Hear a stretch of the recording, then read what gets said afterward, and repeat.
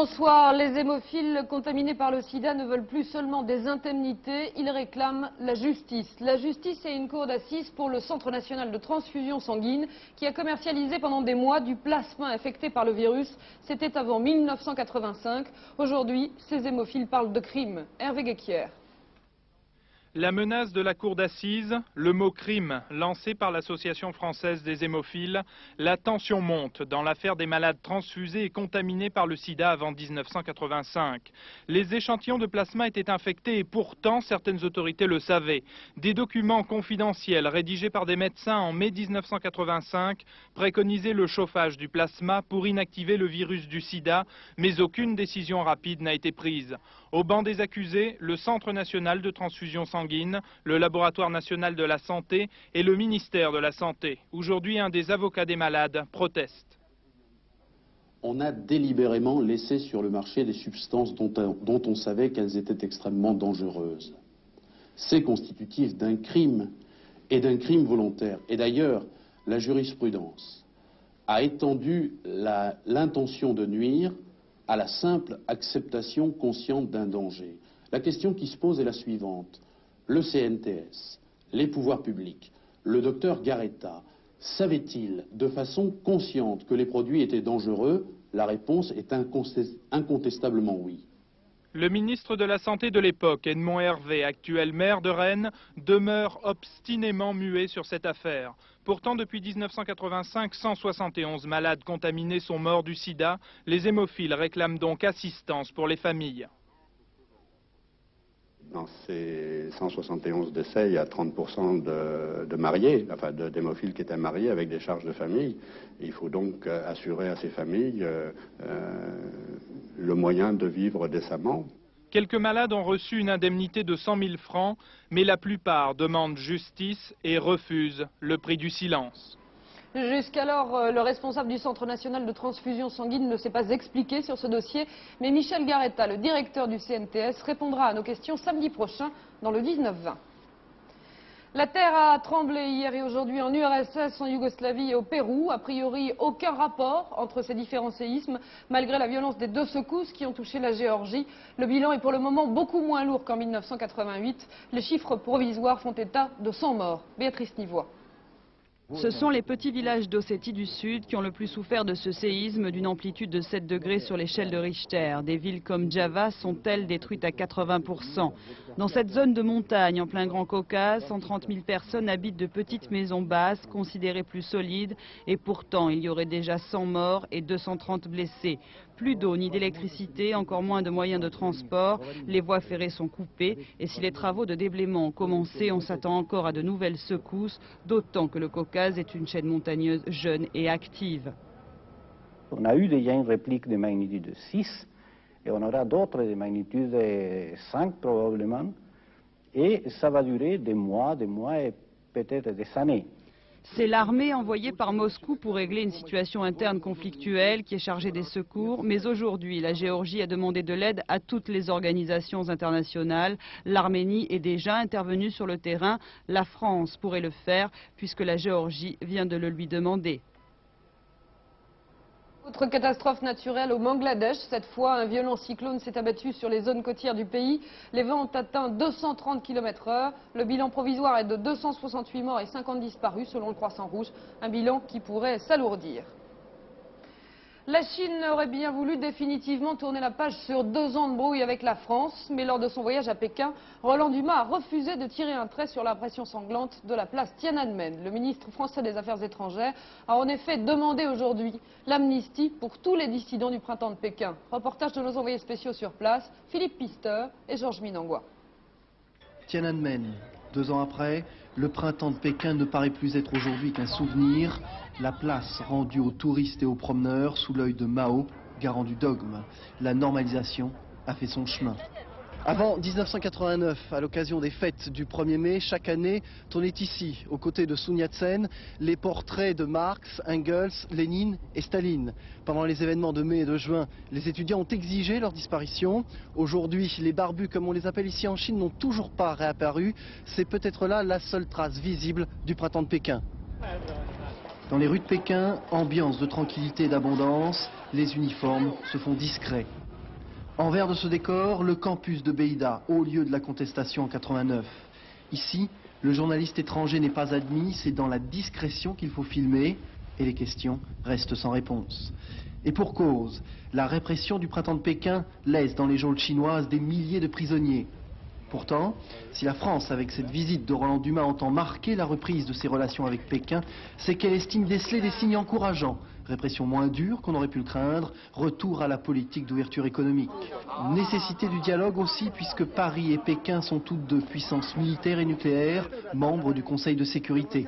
La neutralité chinoise, pendant la crise du Golfe, a certainement largement contribué à son retour en grâce. Mais la France n'entend pas se renier, et à côté des dossiers d'intérêt commun, tels le Cambodge, Roland Dumas n'a pas manqué d'évoquer, avec notamment le Premier ministre chinois Li Peng, la question tibétaine et les droits de l'homme. J'ai indiqué aux uns et aux autres qu'il m'apparaissait que le moment était venu de procéder à un grand pardon pour ceux qui ont été jugés à la suite de ces événements, et qu'une bonne mesure, une saine mesure qui serait appréciée en Occident serait une mesure d'amnistie, par exemple. En attendant que ce message soit bien reçu, Roland Dumas entendait aussi parler affaires, et notamment du fort déficit de la balance commerciale française avec la Chine. Et lors de son voyage à Pékin, Roland Dumas s'est aussi attardé sur un dossier qui n'était pas prévu au programme, mais il est d'importance. Il y a quelques jours, le Sunday Times accusait en effet la Chine d'aider l'Algérie à se doter de l'arme nucléaire. Explication d'Anne Gouraud et de Jean-Jacques Ledeuil. Oussera, au pied de l'Atlas. Depuis 2 ans, l'Algérie y installe un réacteur atomique en coopération avec la Chine. Les travaux devraient être achevés en 1993. Une information dévoilée par les services secrets britanniques via le Sunday Times, que plus personne ne conteste. L'Algérie l'a confirmé ce matin et le ministre chinois des Affaires étrangères s'en est expliqué aujourd'hui auprès de Roland Dumas. C'est en fait la fonction de cette centrale qui crée la polémique. Alger et Pékin affirment que le réacteur de 15 MW est destiné à produire de l'électricité à des fins civiles. Affirmation mise en doute par les services de renseignement britanniques. Selon l'article du Sunday Times, le réacteur en construction aurait une puissance de 40 MW. Grâce à lui, l'Algérie pourrait disposer d'une bombe nucléaire en 1998. Le trafic des matières nucléaires se passe maintenant vraiment correctement sous le contrôle de l'agence de Vienne, et je ne pense pas qu'il faille trop avoir peur. L'Organisation mondiale de la planète a tout à fait les moyens d'empêcher n'importe qui de faire une arme nucléaire. Ni l'Algérie ni la Chine n'ont encore demandé à l'Agence internationale de l'énergie atomique d'examiner le réacteur.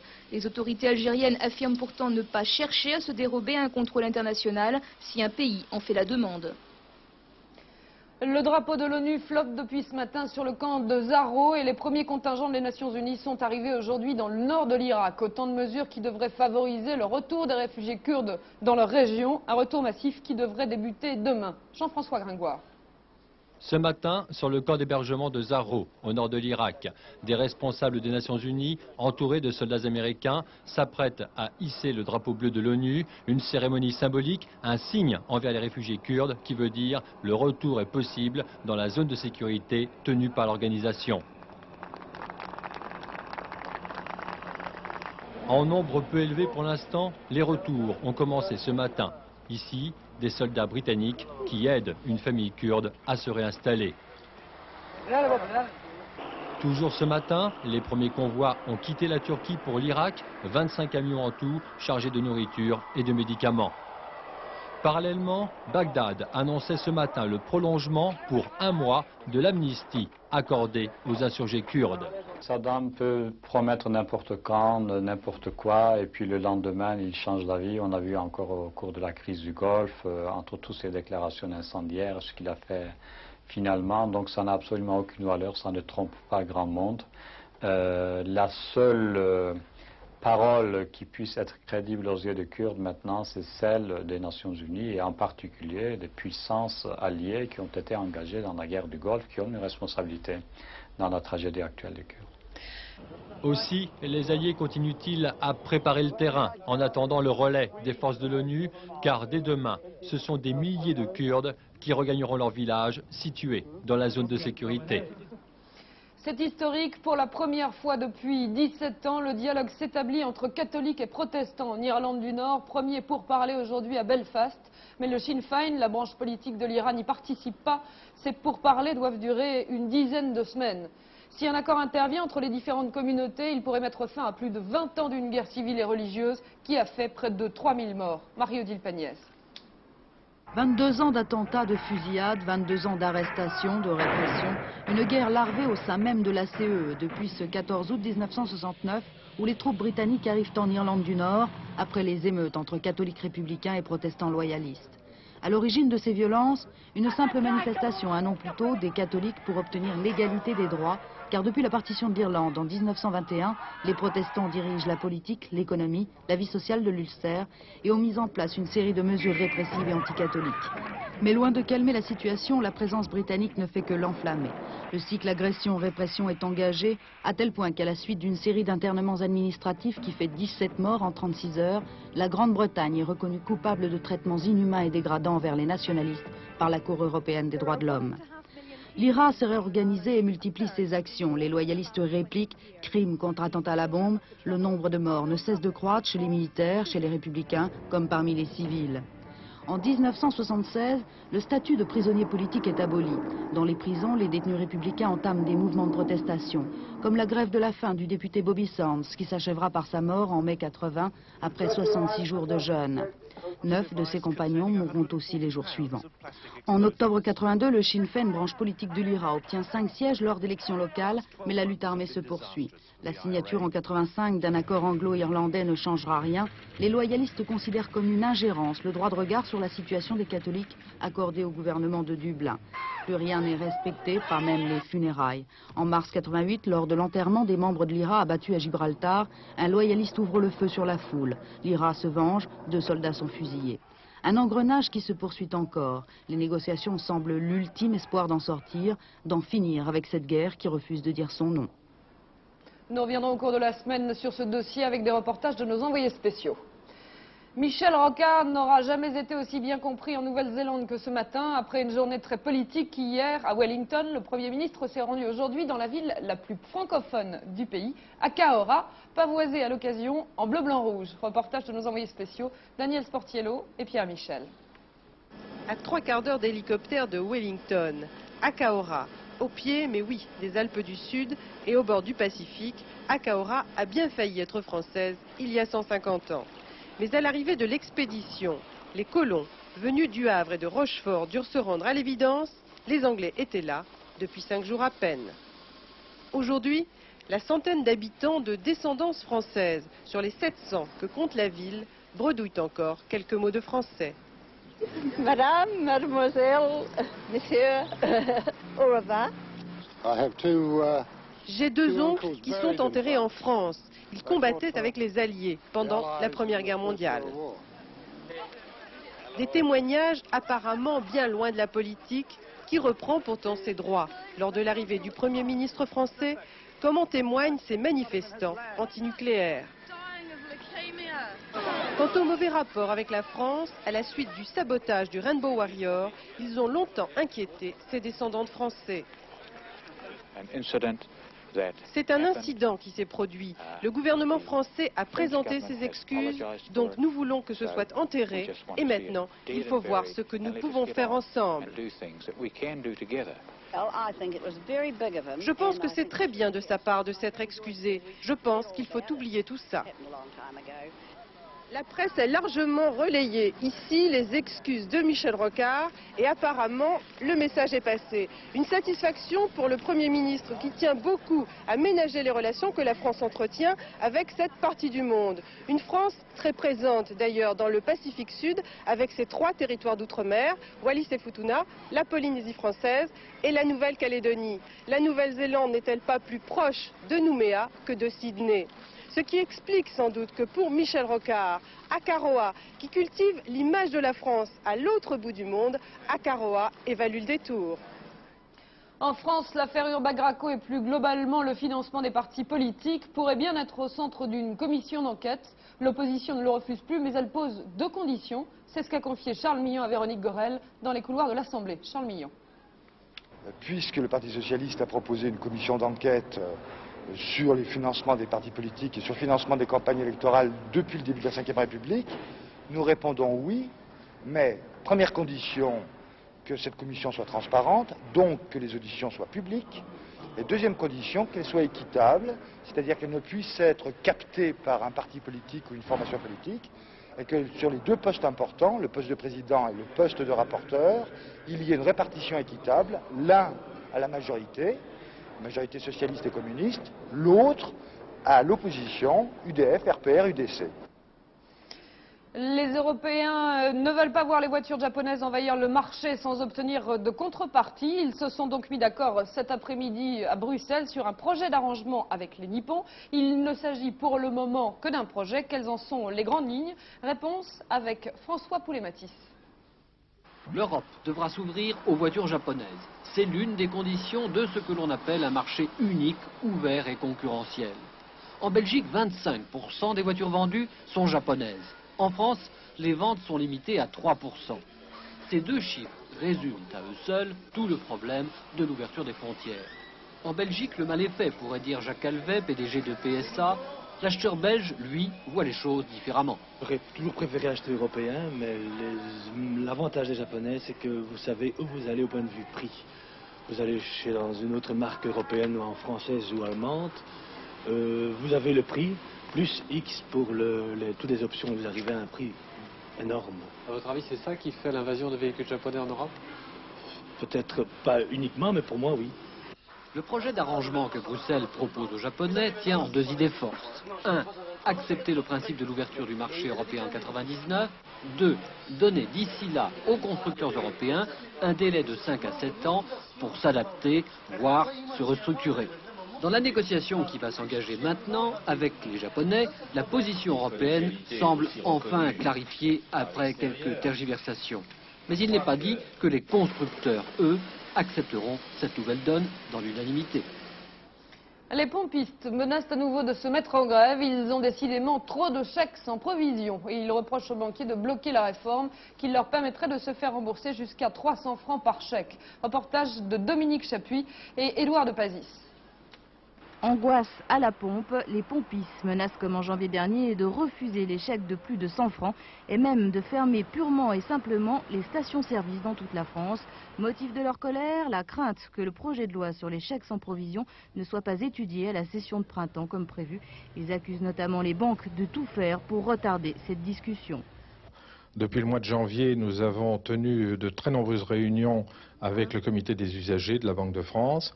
Ce comité a déposé son rapport et aujourd'hui, notre sort est entre les mains du gouvernement qui doit proposer un projet de loi au Parlement.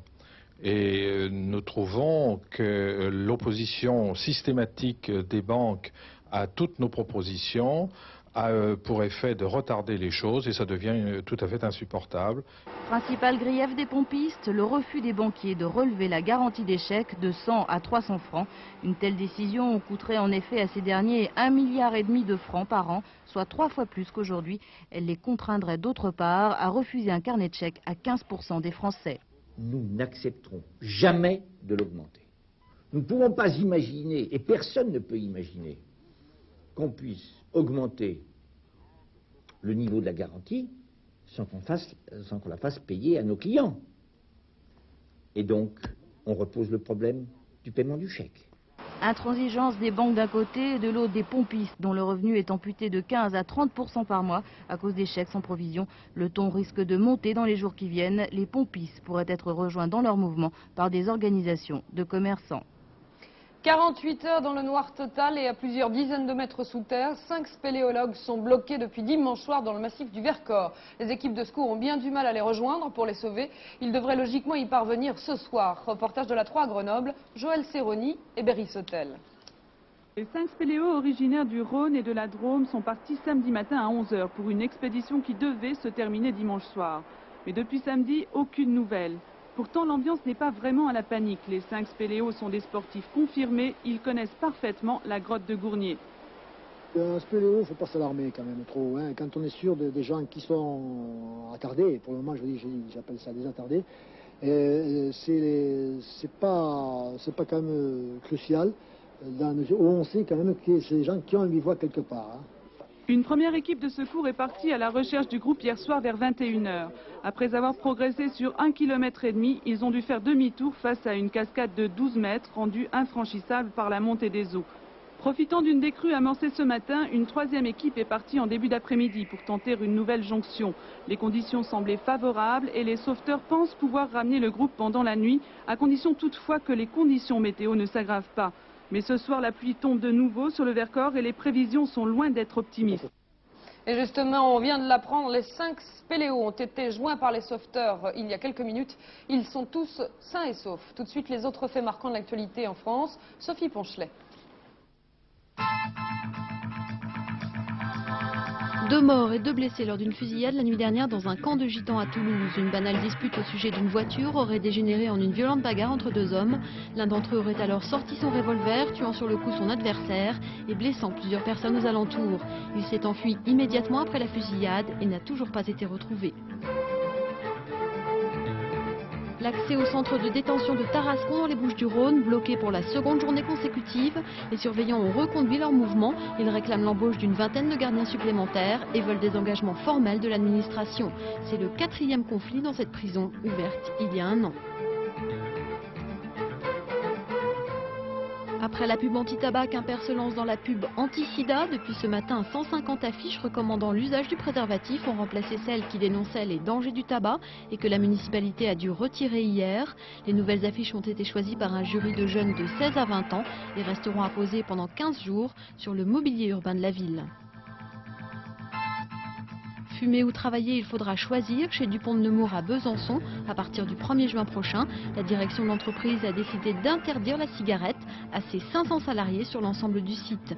Les 20% de fumeurs pourront bénéficier d'une aide médicale. Pour les fraudeurs, la sanction pourra aller jusqu'à l'avertissement. La future chaîne culturelle européenne a été inaugurée aujourd'hui à Strasbourg, née du mariage de la 7 française et de l'ARTE allemande.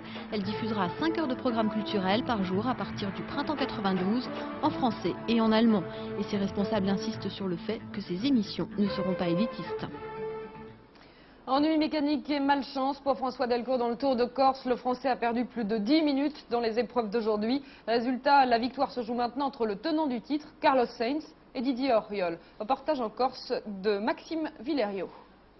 Rentard, comme on l'a surnommé ici, aura beau pousser les régimes dans les 3 derniers chronos du jour, ces 3 victoires successives ont le parfum de la défaite.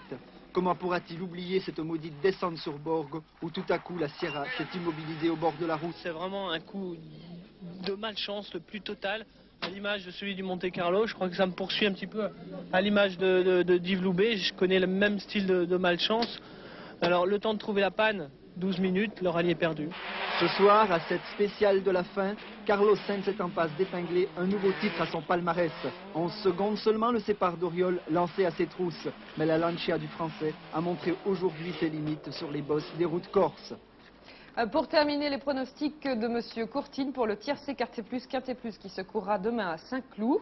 18 partants, M. Courtine vous conseille le 8, le 7, le 4, le 2, le 12, le 5, le 10 et le 15, le 8, vous le voyez, est son joker. Voilà, fin du 19-20, le prochain rendez-vous avec la rédaction, c'est à 22h05, soir 3 présenté par Marc Hautement. Et dans quelques secondes, la météo complète de Florence Klein. À demain 19h, bonsoir.